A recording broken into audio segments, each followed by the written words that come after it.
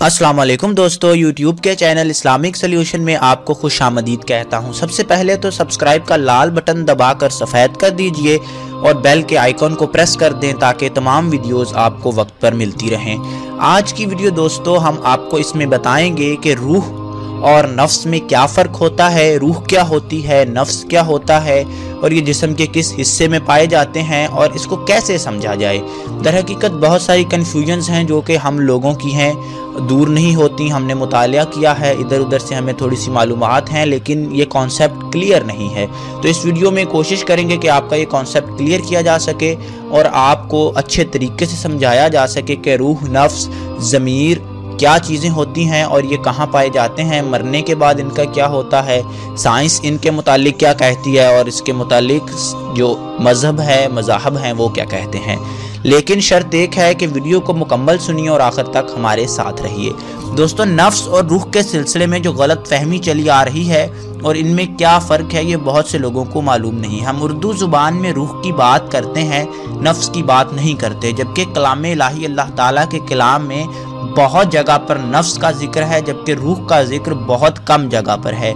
एक जगह पर जिक्र आता है सूरह बनी इसराइल में और कहा जाता है कि ये सब तुम्हारे रब का अमर है, यानी तुम्हारे रब का काम है। और सूरह बनी इसराइल में एक और जगह आता है कि हज़रत जिब्राईल अलैहिस्सलाम भी रूह हैं, फरिश्तों को भी रूह कहा गया है। इसलिए रूह अल्लाह का अमर है, यानी अल्लाह का काम है। हकीकत यह है कि किसी भी लावजूद से वजूद में आना अल्लाह के अमर से है, यानी कि कुछ भी चीज़ वजूद नहीं रखती, यानी कि नॉन लिविंग थिंग से लिविंग होना, ऐसी चीज़ जो वजूद नहीं रखती उसका वजूद में आना अल्लाह ही का करना है। अल्लाह ही कहता है कुन फायाकुन, तो वो चीज़ हो जाती है। दोस्तों, कोई छोटा अमर है, कोई बड़ा अमर है, यानी अल्लाह ताला बाज़ चीज़ें अल्लाह ने छोटी बनाई हैं, बाज़ चीज़ें अल्लाह ने बहुत बड़ी, जिस तरह की ये कायनात है, इसको तख्लीक किया है। हकीकत यह है कि किसी भी लावजूद से वजूद में आना अल्लाह का अमर है और हम सब अल्लाह ताला का कलमा है। इसकी अपनी रूह का हिस्सा, रहमत का इजहार और इसके प्यार का सबूत है। अल्लाह का कलमा यानी अमर गलत या बुरा नहीं होता, यानी अल्लाह ताला का जो काम है वो गलत या बुरा नहीं होता। अल्लाह के हर काम ठीक हैं और उसमें कोई ना कोई हिकमत होती है। इसलिए कुरान करीम में जज़ा और सज़ा का जहाँ जिक्र आता है वहाँ उसका ताल्लुक़ हमेशा नफ्स से बताया गया है। अगर आप कुरान करीम को गौर से पढ़ें तो अल्लाह ताला के काम में, यानी कि अल्लाह ताला अमर रबी के अंदर, जिसको अल्लाह ताला का काम कहा जाता है, रब का काम कहा जाता है, उसके अंदर कोई सज़ा नहीं है, क्योंकि वो बिल्कुल गलत नहीं है। अमरे रबी दोज़ख में कैसे जा सकता है, यानी अल्लाह ताला ने जो काम किया है, जो रूह है वो अल्लाह ताला ने तख्लीक की है, वो दोज़ख में कैसे जा सकती है। लेकिन गलत बातें मशहूर हैं कि इसकी रूह बुरी थी। रूह को दोस्तों बुरा नहीं कहना चाहिए। हर आदमी को रूह, हर आदमी की जो रूह है, हत्ता के हर काफिर की रूह भी मोमिन की रूह की तरह मुकद्दस है, क्योंकि ये सब अमरे रबी और मासूम हैं। अलबत्ता इन पर इस दुनिया की चीज़ें हमला करती हैं। हम देखते हैं कि हमारे इर्द गिर्द का माहौल जो होता है वो हमला करता है हमारी रूह पर, हमारे असल में अभी आपको बताने जा रहा हूँ कि नफ्स क्या होता है और रूह में अभी हम फ़र्क करने जा रहे हैं। दोस्तों, जो चीज़ें हमारी रूह पर हमला करती हैं उनमें शयातीन, माहौल, तालीम तरबियत, ख्वाहिशात, माँ बाप के एतकादात यानी उनके अकीदे वगैरह भी शामिल होते हैं। रूह जो है वो हमेशा इनका मुकाबला करती है। जो बुरी चीज़ें हैं रूह उसका मुकाबला करती है। इसके नतीजे में एक शख्सियत उभरती है, उसको हम नफ्स कहते हैं।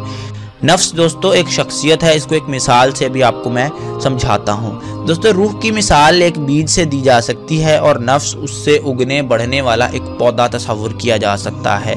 दोस्तों, दरख्त की अगर मुनासबत ज़मीन से ना हो, पानी, खाद पूरे ना दिए जाएं, हमलावर दुश्मनों से उसकी हिफाजत ना की जाए, तो उस बीज से निकलने वाला दरख्त कमज़ोर ही रहेगा। जब रूह पर गुनाह की गलाजत चढ़ जाती है, बुरे ख्यालों से उसकी आबियारी होती है, यानी उसके अंदर बुरे ख्याल उंडेले जाते हैं, माहौल के असरात अपना रंग जब दिखाते हैं और पहले इंसान के अपने आमाल असर डालते हैं, तो रूह हासिल नतीजा नफ्स बनकर हमारे सामने आती है। यानी कि वो रूह बाद में अगर उसके अंदर बुरे ख्यालात या कोई जिस तरह के ख्यालात अच्छे बुरे डाले जाएं तो वो नफ्स बन के हमारे सामने आ जाता है। इसकी मिसाल किसी बीज से उगने वाले पौधे की तरह है।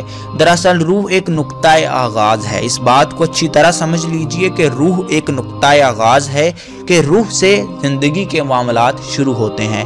اس کی مثال ایک بیج کی مانند ہے جس سے نفس کا درخت اگتا ہے۔ اس کو بھی اچھے طریقے سے ذہن میں بٹھا لیجئے۔ یوں ہمارے سامنے جو شخصیت بنتی ہے وہ نفس ہوتا ہے۔ روح بیج تھی، اس بیج میں درخت تھا، اور جو درخت تیار ہوا وہ نفس ہے۔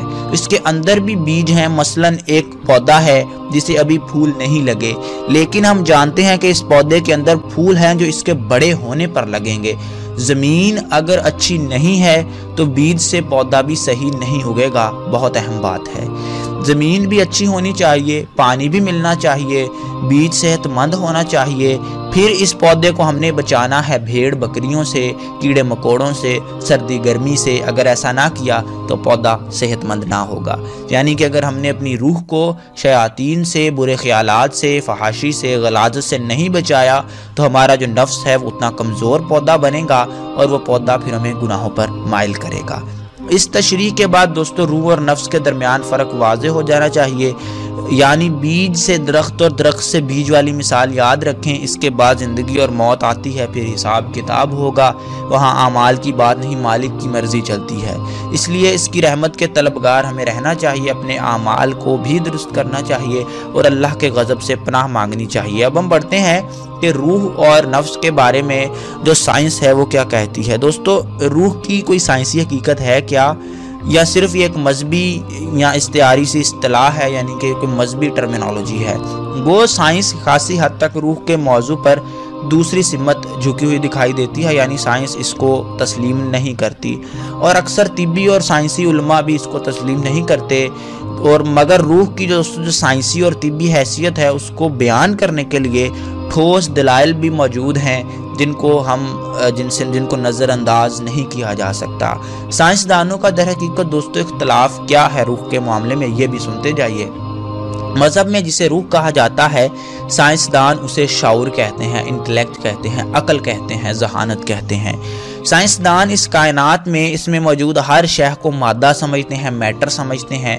وہ شعور کو دماغ جو مادہ سے بنا ہے کی پیداوار سمجھتے ہیں۔ وہ سمجھتے ہیں کہ جو شعور ہے، جو انٹلیکٹ ہے، کسی کی انٹیلیجنس ہے، وہ دماغ کی پیداوار ہے۔ لہٰذا ان کو یقین ہے کہ جسم کے ساتھ شعور بھی خاک میں مل جاتا ہے، کچھ بھی نہیں بچتا۔ دوسرے سائنسدانوں کو مادہ پرستوں کے ان نظریے سے اختلاف ہے۔ انہوں نے تجربات سے ثابت کیا ہے کہ مادہ شعور کو جنم نہیں دیتا، اور شعور ایک غیر مادی چیز ہے۔ نیز یہ مادہ جسم کے بغیر بھی زندہ رہ سکتا ہے، یعنی شعور جسم کے بغیر بھی زندہ رہ سکتا ہے۔ خیال رہے ہماری آنکھیں کائنات کے طول و عرض کے صرف 3 حصے دیکھ سکتی ہیں۔ جس ساتھی نے بھی ڈائمنشنز یا فزکس کو پڑھا ہے وہ سمجھتا ہے کہ ہمیں فزکس میں صرف 3 ڈائمنشنز یعنی 3 کائنات کے حصے پڑھائے جاتے ہیں، جن میں لمبائی، چوڑائی اور گہرائی پڑھائی جاتی ہے۔ کچھ سائنسدان وقت کو طول و عرض کا چوتھا حصہ سمجھتے ہیں، یعنی سائنسدانوں کا خیال ہے جو وقت ہے، ٹائم ہے، وہ اس زمین کی ایک اور ڈائمنشن ہے، اس کائنات کی ایک اور ڈائمنشن ہے۔ بلکہ ان سائنسدانوں کو یہ بھی یقین ہے کہ کائنات کے طول و عرض کا 5واں اور 6ٹھا حصہ بھی موجود ہے، اور امکان یہی ہے کہ جسم کی موت کے بعد شعور اس 5ویں یا 6ٹھے حصے میں منتقل ہو جاتا ہو، یعنی کہ ان کا یہ امکان ہے، ان کا خیال ہے کہ جو شعور ہے وہ دوسری ڈائمنشنز میں، ہماری جو روح ہے وہ کسی اور ڈائمنشن میں منتقل ہو جاتی ہو جسے ہم نہیں دیکھ سکتے، یا سائنس اس قابل نہیں ہوئی کہ ان ڈائمنشنز کے اندر بھی انسان کو دکھا سکے وہاں تک۔ تو واضح طور پر دوستو یہ بات ہمارے سامنے کلیئر ہو جاتی ہے کہ روح کا وجود سائنسی اعتبار سے بھی ثابت ہے۔ سائنسدانوں میں چونکہ اختلاف ہے، کچھ سائنسدان مادہ پرست ہیں، بہت ہی منطقی طور پر وہ چیزوں کو دیکھتے ہیں، لیکن بہت سارے سائنسدان، بڑے بڑے عظیم سائنسدان، آئنسٹائن جیسے سائنسدان اس بات کو کہنے پر مجبور تھے کہ اس دنیا میں تمام ڈائمنشنز میں انسان نہیں دیکھ سکتا۔ اور یہاں سے بھی قرآن کی حقانیت بھی واضح ہوتی ہے کہ اللہ تعالیٰ نے فرمایا کہ ہم نے جنوں کو پیدا کیا، لیکن تمہارے اور جنوں کے درمیان ایک پردہ رکھ دیا، ہم جنوں کو نہیں دیکھ سکتے، کیونکہ وہ کائنات، ہم فرشتوں کو بھی نہیں دیکھ سکتے جب تک اللہ پاک کی ذات نہ چاہے، کیونکہ وہ کسی اور ڈائمنشن میں ہے، اور ہم انسان اس ڈائمنشن کو دیکھنے کے ہماری جو بصارت ہے، ہماری آنکھوں کا نور اس اہل نہیں ہے۔ تو دوستو ایک اور اہم چیز یہاں آپ کو بتاؤں کہ کیا روح کو تقسیم کیا جا سکتا ہے یا نفس کو؟ تو دوستو بالکل سائنسی اعتبار سے بھی یہ بات واضح ہے کہ آپ دیکھتے ہیں کہ بعض اوقات 2 بچے پیدا ہوتے ہیں، ایک بچہ پیدا ہوتا ہے جس میں 2 بچے ہوتے ہیں اور ان کا جو دھڑ ہے، جسم ہے، آپس میں جڑا ہوا ہوتا ہے۔ وہ ان کے اندر سائنسدان ابھی تک محو حیرت میں مبتلا ہیں کہ ان کے اندر 1 روح ہوتی ہے یا 2 روح ہوتی ہیں۔ اگر تو 1 روح ہوتی ہے تو ہم نے دیکھا ہے کہ آپریشن کے ذریعے جب ان کو علیحدہ کیا جاتا ہے تو دونوں اپنی زندگی علیحدہ سے گزار سکتے ہیں۔ اس طرح سے بہت سے کیڑے مکوڑے ہیں جن کو اگر درمیان سے کاٹ دیا جائے تو دونوں دوبارہ سے جاندار بن جاتے ہیں، پورے کیڑے دوبارہ سے وہ اگ جاتے ہیں، آپ سمجھ لیں، یا گرو کر جاتے ہیں۔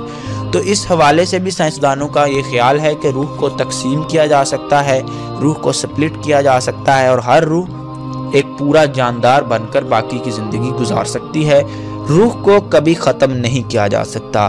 یہ مذہبی طبقوں کا خیال ہے، سائنسی طبقوں کا بھی بہت ساروں کا خیال ہے۔ تو امید کر رہا ہوں دوستوں کہ نفس اور روح کے متعلق اور ان کے متعلق جو ابہامات کے سائنس کیا کہتی ہوگی اس کے متعلق وہ بھی دور ہوئے ہوں گے، اور تمام چیزیں انتہائی صفائی کے ساتھ ہم نے کلیئر کرنے کی کوشش کی ہے تاکہ آپ کے ذہن میں دوبارہ کوئی غلط فہمی نہ رہ جائے۔ ابھی بھی اگر کوئی غلط فہمی ہے تو رابطہ کیجئے، کامنٹ کیجئے، ہم انشاءاللہ آپ کے سوالات کا بھرپور جواب دیں گے اور اس مسئلے کو مکمل طور پر آپ کے ذہنوں میں حل کریں گے۔ نئی ویڈیو میں نئے ٹاپک کے ساتھ آپ سے پھر سے ملاقات ہوگی، تب تک کے لیے اجازت دیجیے۔